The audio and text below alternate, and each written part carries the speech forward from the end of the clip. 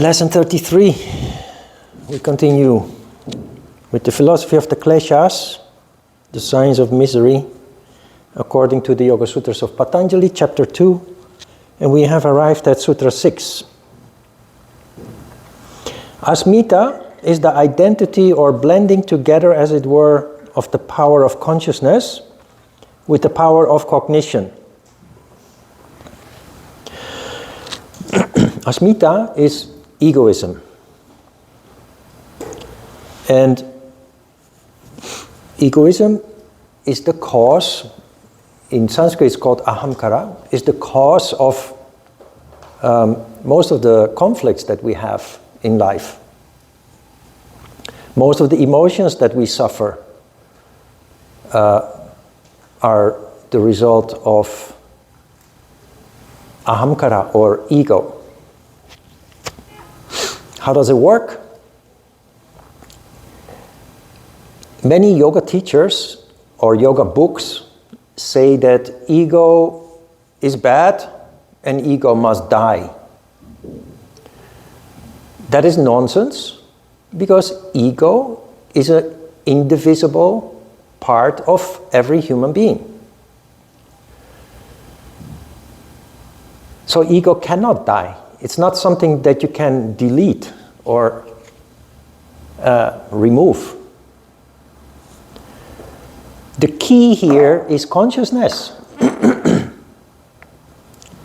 moment that you are confronted with a situation, you identify with the situation, and when you're not aware of what you are doing, what is happening, you lose yourself in that identification, and that is where it goes wrong. So, when somebody says something to you that makes you feel sad, you identify with the sadness and you become really, really sad, and you suffer a lot from that sadness. Because you do that in ignorance, the first of the Kleshas. Ignorance is the cause of the suffering that comes out of the Kleshas that follow after it. The moment that ego is triggered, there is a tamas reaction, a contraction takes place. And normal people who are not conditioned by yoga or something similar, where there is energy on higher levels of consciousness, they simply lose themselves in that moment. I have to come with some examples. We talked about ego many times before because it is very important, and I hope that by the end of this course you really get a handle on it, that you are able to control it. I'm Dutch. Now, if you say something bad about Dutch people in my presence, if I'm not in control of ego, I will feel offended. I will feel very bad and even get angry at the person who says something negative. That is ego. The person didn't say anything about me, that I'm ugly or have a big nose, but just something about Dutch people in general, or Dutch culture, or Dutch food, or anything Dutch. So I get angry, I get upset, I feel offended, just because of ego. I identify with the insult. What do you do as a yogi? You see what is happening. You see what is going on. Very importantly, you realize what is happening inside you. You feel the first trigger of emotion, and then you smile and you say, yeah, all the Dutch people are crazy or something. Or, I love that food too. You just make a joke about it. You keep it light, and it doesn't affect you. That is how you control ego. It starts with consciousness. The consciousness, the awareness that what that person is doing is offending you, but it's not personal. It wasn't personal. It was just an observation. You take it personal because of ego. In some countries, you are thrown in jail if you say something negative about the king or the president. It's because of ego. Criticism is not allowed, even though it's true. In Korea also you have a law. There is a law of defamation. If I say something bad about you, even though it's true, you can go to court and sue me. And the judge will give me a punishment, even though I was right. It's because of ego. And the judge in a country like Korea or Thailand or many countries, they want to help you to protect your ego. In a European country or in America, they would say freedom of speech or, it would not be punishable. I'm telling you this so that you understand how ego works. So I'm giving you an example of being Dutch, and when somebody says something bad about Dutch people, I've had moments in the class when I make jokes about Dutch people, everybody is laughing. But then if I make jokes about Chinese people and there are Chinese people in the class, they are offended. Or Japanese people, or Korean people. So it's very tricky. It's very difficult. But we have to get a handle on this if we want to improve the quality of our life by reducing suffering, because ego is one of the biggest causes of suffering. Emotions that can be avoided if we stop identifying with the emotion. Another example. I will give you a double example. In 2012, I had a friend who worked at a hagwon. Then the hagwon's owner, some family member died. It wasn't even a direct family. It wasn't her mother or father or a brother or a sister. It was like second or third family member, like an uncle or a niece or something. And the 원장님 just dropped everything, very emotional, and just for 3 days disappeared. And there was nobody basically to take charge of the hagwon. The teachers were really at a loss, and they had to keep it going. And they tried to contact the 원장님, and she didn't answer the phone. And she was just feeling sorry for herself and thinking, oh, somebody died, and now I have to feel sorry. I have to feel sad. Ego. I had the same kind of situation when my brother died in 2011. He had cancer. I learned about his cancer. It was spreading all over his body. So I quickly made a trip to the Netherlands before he died. And then I came back after a week. And then 2 weeks later, on Saturday morning, just before I was about to go to class, my sister called me and she said, your brother passed away. And at that time we started class at 10 o'clock and it was like 9:40. I was just ready to go out the door. And of course, when you receive that news, it's like a bomb exploding. And I was confused and of course hurt, sad. And I thought, oh my goodness, I have to cancel class. I can't teach today. And then very quickly, I started functioning in the crown chakra. I started thinking about rationalizing. I started thinking about,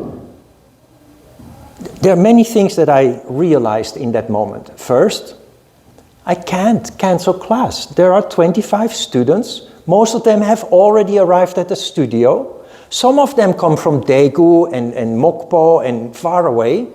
I cannot cancel class and just send those people back home. That's number one.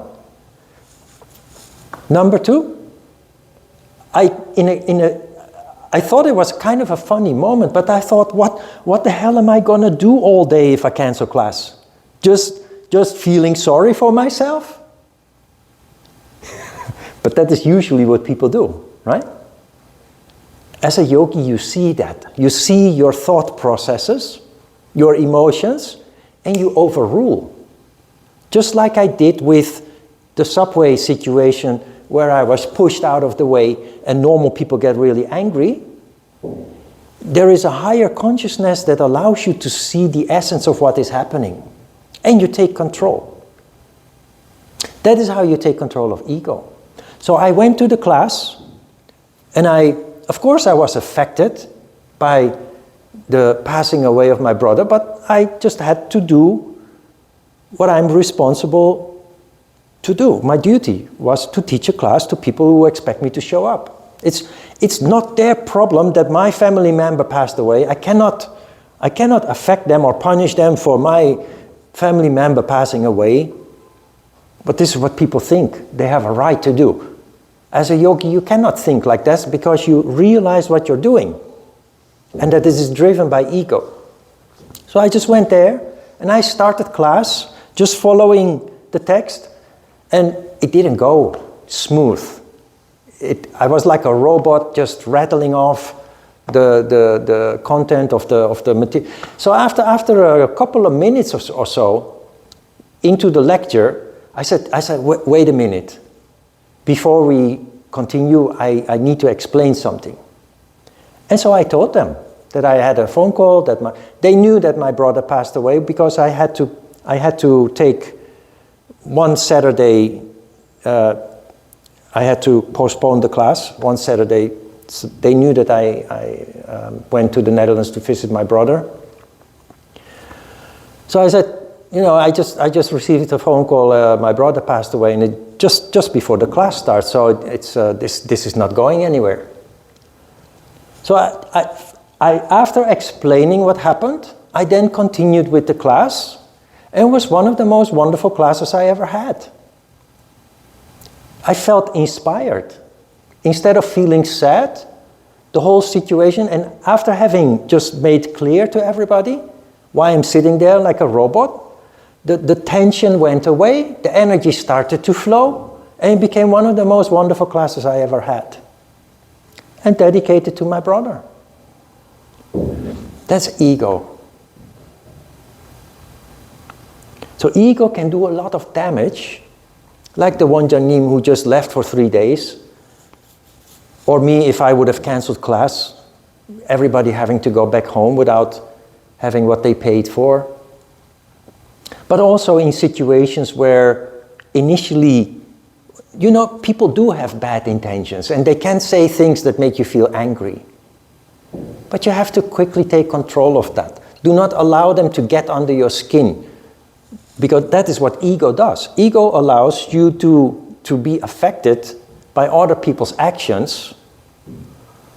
And you can't control other people's actions, but what you can control, especially if you have the consciousness that you develop as a yogi, what you can control is how you react. And the best way to react is humor. If you can make a joke about yourself and about the situations that you find yourself in, ego can't affect you. This is the purpose of humor. It is the purpose of watching a movie like Mr. Bean. The purpose of comedy is to rationalize ego. People do crazy things, foolish things that you would never do yourself. And it makes you laugh. And it helps you to put into perspective your own limitations, your own shortcomings, your own failings. And it makes life just so much easier if you can handle failures and shortcomings and imperfections, if you can handle that with humor, with a joke. Clearly that is not for everybody, because most people simply can't, because ego will not allow them to. Sutra 7. That attraction which accompanies pleasure is raga. Have you ever heard of the word raga? People who are into New Age stuff, with New Age music, they have heard of raga often. Because raga in India is a genre of music. And in the West, and these days also in Korea, we call it New Age music. It's the music with the flute and the tingling bells. It's music that tries to recreate the atmosphere of nature. When it rains, or early in the morning, or late in the evening, or when the wind is blowing, or when it is very calm, or when it is very stormy. It is trying to create an atmosphere of nature through music. So titles of these kind of pieces of music is like a walk in the park, or a quiet Sunday morning, or a rainy day in the forest, or these kind of titles, which directly indicates it's trying to give an impression of some certain atmosphere. But raga here is much more than music, of course. Raga is what makes you homesick. When I came to Korea, everything was different. Everything. Not only people are different than what I'm used to, supermarkets are different. Even the lamppost in the street is different. People's behavior in traffic is different. Everything is different. That is raga. You are longing back for everything that you are familiar with. And because it's not there, that is why people get homesick.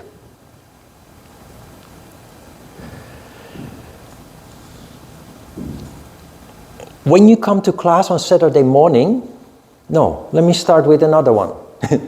Monday morning, after the weekend, you wake up in the morning, and Monday morning has a certain feeling, right? It's different than Tuesday morning. But you understand even better the difference when you compare Monday morning, not the day, but how you feel. When you wake up on Monday morning, it feels very different than when you wake up on Friday morning. That is raga, that feeling. It's just another day, but actually it's not. It's that feeling that something is different. That is raga. Raga is also when you attend school, elementary school, you grow up, and 20 years later or 30 years later, you pass by your elementary school, walking or by car or bicycle, and you have a feeling. You have a feeling that you can't explain. Nostalgia. That's raga. That's the feeling of the atmosphere of the school. And it feels good. It feels familiar. You want it back. This is the third klesha, which is attachment. We are attached. That is why people are stuck in the past. And not only to good things, the sutra talks about pleasure, also bad things. Remember the story I told you about the French old man in the local bar. Every day you meet him, he's talking about something that happened 50 years ago. The war, the Germans. It was a terrible experience, but it gives him a good feeling to continue to think about it. Ironically, something bad becomes nostalgic. And he keeps talking about it again and again. He identifies with that because of ego. He keeps identifying with what happened 50 years ago. It's not that you can tell those people that that is bad. But for us as yogis, on the path that we are on, staying stuck in the past is a huge obstacle. Because the past is gone. You cannot go back to the past. Everything is happening now, not in the past, also not in the future. But the future is a different story than the past, because what you do today determines the future. But if you do nothing today and you just keep talking about the past and thinking about the past and living in the past, there is no today and there is no future. Because 10 years from now, you will still be talking and thinking and feeling the same thing over and over again. You just got 10 years older. You haven't changed, you haven't grown, you haven't developed, you haven't done anything. That is why this is important. Enjoy your nostalgia, but don't stay stuck. That is why we learn pratyahara. You know, because of ego, we identify with our misery and we glorify our misery. Do you recognize this?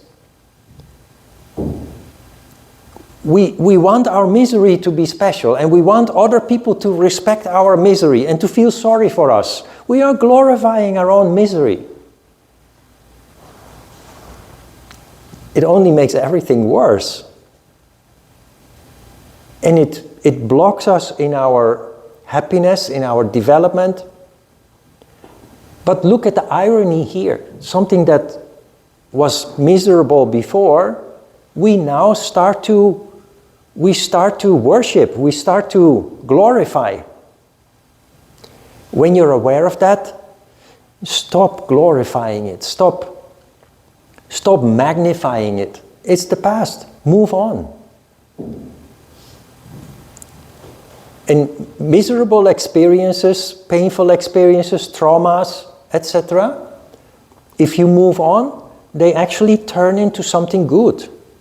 Because they strengthen you. They make you wiser. They give you more insight. People in whose life nothing happens, they are blessed, of course, but they don't develop any wisdom or insights, because wisdom and insight are the result of our challenges and struggles. When you understand that, you stop thinking that challenges and struggles and what we categorize as negative and traumatic experiences, we stop thinking that they are bad. We just start seeing them as part of life. And even better, when we realize that they are actually leading to growth and development, we might actually start appreciating those experiences instead of feeling sorry for ourselves. Yeah? Raga. Raga is a feeling, an emotion. We are attached to the past because of an emotion. The story that I told you about my sisters, who 40 years after high school still meet the same people, still watch the same mafia movies, still go to the same kind of parties. They're almost grandmothers now. Raga, stuck in the past. And they're wonderful. They're wonderful girls. They're wonderful people. Stuck in the past. Sutra 8. That repulsion which accompanies pain is dvesha. Dvesha is the fourth klesha. Rejection, hatred, anger.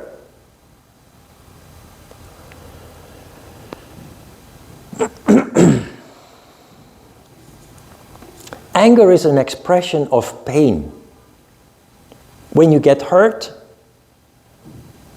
you identify with the pain, and usually the way that we react to pain is through expression of anger, aggression. You explode in anger. attachment also leads to anger. That is why there is so much conflict in relationships. Because in relationships you become attached. And when you become attached to something, if just a small thing changes, you get upset. If your family member or your partner does something that you don't like, you get upset. You want them to behave in a way that makes you happy. People think that's normal, but it's ridiculous. Because we are all individuals. You are asking something from somebody that you wouldn't want to do yourself. But that is how we think. But normal people, without that added level of consciousness that we develop through yoga, they don't know what they are doing. They're just acting based on impulses and based upon instinct.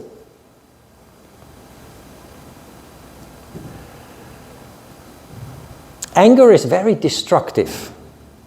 It is never a way to solve a problem, even though anger is justified when people do something very bad. But just expressing your anger is like a poison that comes back to you.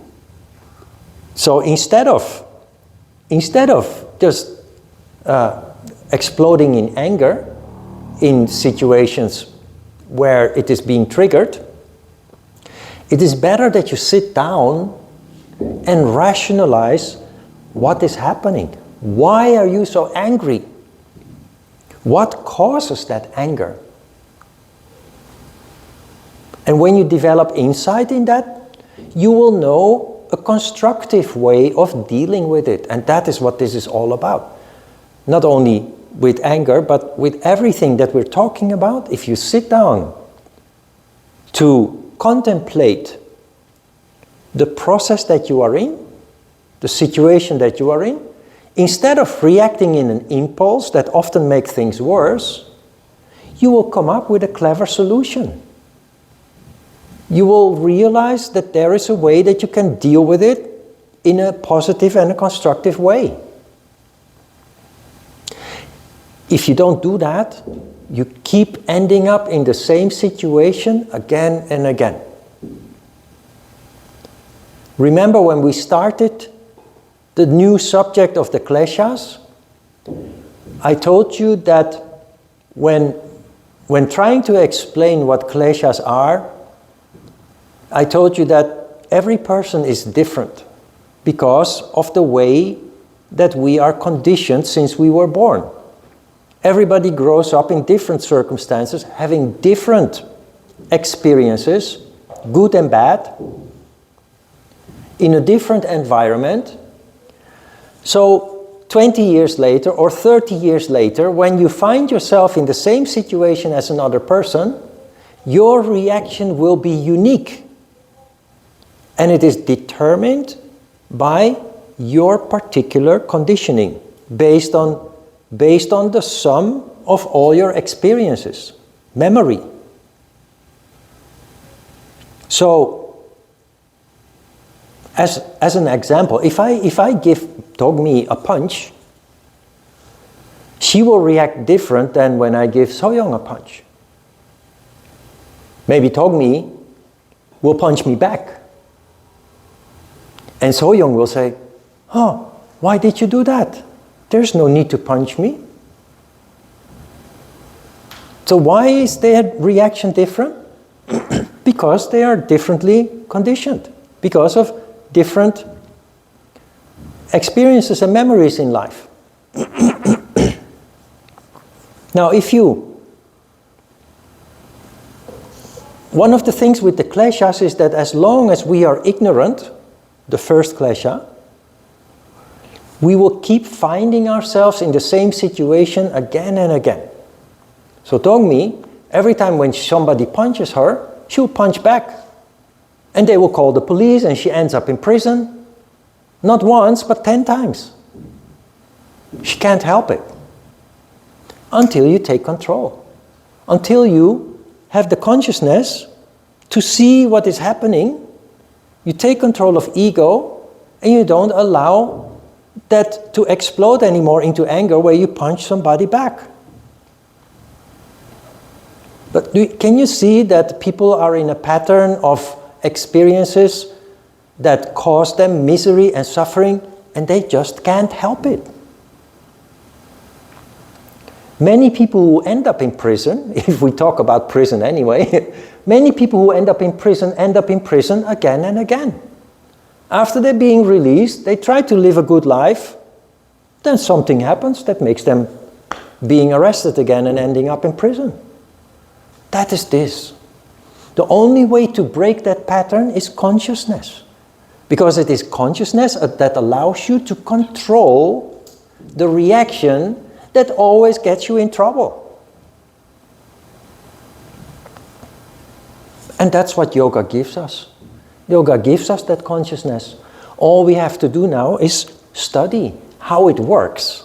Because by studying how it works, we become much more efficient and effective in taking charge of ourselves and the way that we act and react. For me, this is the most wonderful science in the world.